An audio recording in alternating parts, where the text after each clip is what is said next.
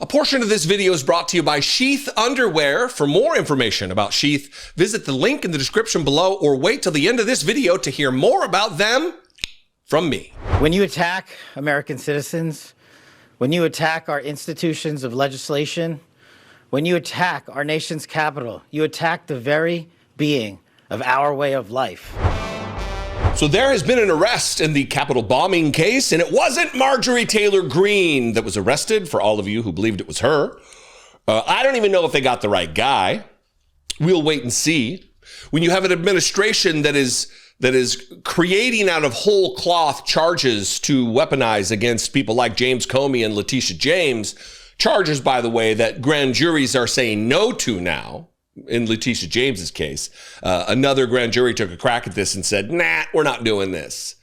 The cases are being thrown out, that these illegal appointments of U.S. attorneys. Anyway, so I'm reticent to act like they've nailed the person, that they've got this. I'm going to have to wait and see what the evidence is that they present and test it against the veracity of my common sense, because they cannot be trusted. But yesterday, Kash Patel and Dan Bongino, the two podcasters and insurrectionists supporting assholes, made the media rounds, bragging and boasting and taking a victory lap for their investigative prowess relative to this case.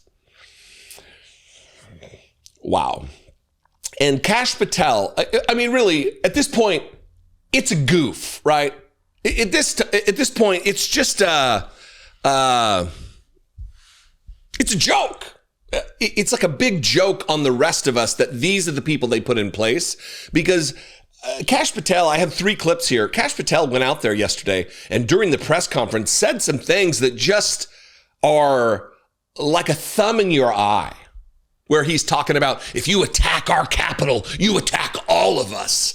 The guy who produced a music album for charity to support insurrectionists who attacked the Capitol.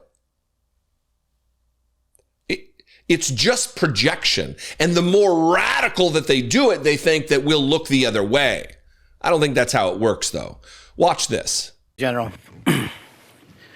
when you attack American citizens, when you attack our institutions of legislation, when you attack our nation's capital, you attack the very being of our way of life. And this FBI and this Department of Justice stand here to tell you that we will always refute it and combat it. We will provide the safest country the nation has ever seen under President Trump's leadership here. And that's what we did here today with great resolve. Kash Patel made a lot of money promulgating and promoting the conspiracy that the FBI had planted individuals to spark the insurrection, ignoring everything we witnessed relative to the words of Rudy Giuliani. Trial by combat, said the octogenarian who's never, ever faced violence in his life. Our fat loser president at the time and now currently saying that we need to go down there and give them hell. We need to fight, and then dispatch the armed mob that he knew was armed because the Secret Service wasn't allowing them into the speech at the Ellipse. And he was pissed about it. And he said, remove the magnetometers. I want my people here. They're not here to hurt me. And yet, Kash Patel wants you to believe that he believes that if you attack the United States Capitol, you attack the very being of our way of life, says Mini-Me. As part of his victory lap, he went on with the president's dopey son, and I don't necessarily mean dopey because of the dope that people say he does, but he is certainly dopey. And they had all kinds of insane projection type shit to talk about. Watch this and stifle your desire or urge to puke.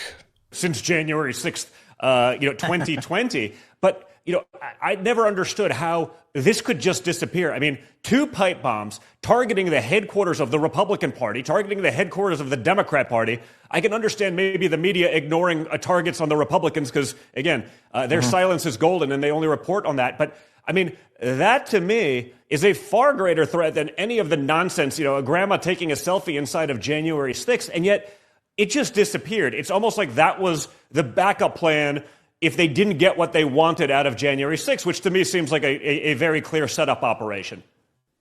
And look, you're absolutely right. Thanks to President Trump's sweeping victory and mandate for accountability across all sectors of law enforcement, especially those that harm Washington, D.C. and our elected leadership and American lives visiting our nation's capital, we just went at it with the same approach that we go after every single case this FBI handles. No resource will be spared. No agent or analyst or staff support will be spared. These guys worked literally around the clock for the last 6, 7, 8 months producing these lines of evidence, finding the leads. And you now know, based on the publication of the press conference, that yes, there were tips in there clues in there that we keyed in on, like this. You're absolutely right, says the director of the Federal Bureau of Investigation to the dipshit son of Donald Trump when he says it's almost like the pipe bombs were a backup plan if they didn't get what they wanted out of January 6th.